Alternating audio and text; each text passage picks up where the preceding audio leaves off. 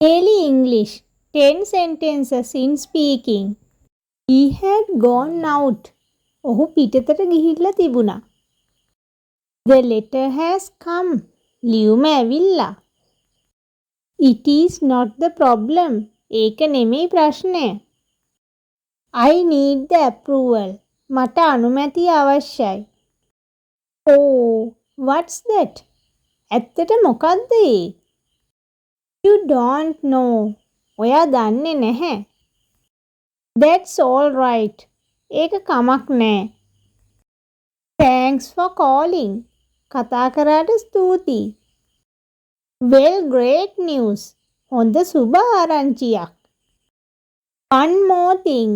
තව එක දෙයක්.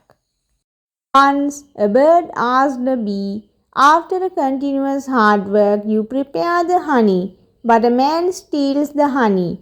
Don't you feel sad?